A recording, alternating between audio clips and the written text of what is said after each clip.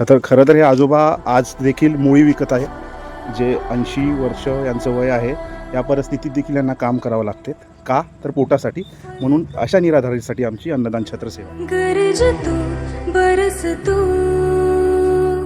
धूप में छाँव की एहसास तू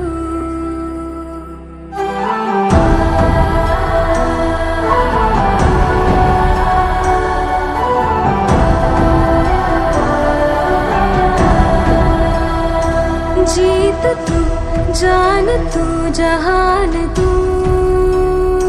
हो गई इतिहास का ताज तू.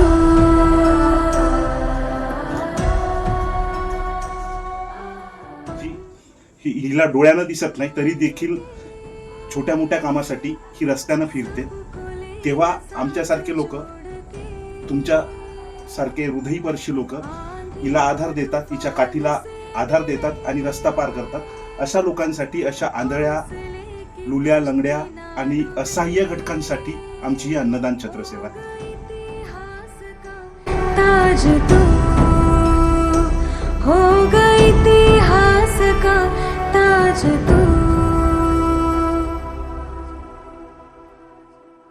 सामने फौज है क्योंकि इम्तिहान की है घड़ी.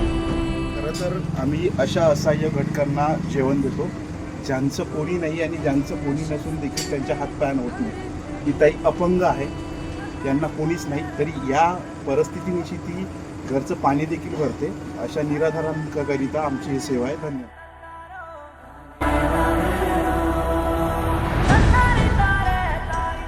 मित्रांनो नमस्कार. महत्त्वाची गोष्ट म्हणजे तुम्ही लोक विचारत असतात किंवा नेमका हा अन्नदान क्षेत्र कोणासाठी. तर हे अन्नदान क्षेत्र हे माऊली अपंग आहे, हिचं लेकरू असून देखील व्यसनाधीन आहे, हिच्या घरी कमवणारा कोणी नाही, अशा लोकांसाठी आमचं अन्नदान क्षेत्र आहे.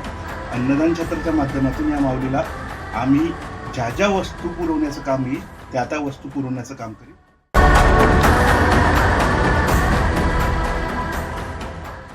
खरं तर हे अन्नदान अशा लोकांसाठी जे असहाय्य घटक आहे, ज्यांचं कोणी नाही, ज्यांचे लेकरं असून त्यांचा सांभाळ करत नाही, अशांकरिता हे आमचं अन्नदान क्षेत्र आहे. आणि हे आजोबा गेल्या 4 ते 5 महिन्यापासून आजारी आहेत. यांना जेवण करताना जेवण जात नाही, तर त्यांच्याकरिता काहीतरी पातळ हवं म्हणून आम्ही आज त्यांना डाळ भाजी, भात आणि भजे हे त्यांना दिलेलं आहे. आबाजी जेवण करून घ्या.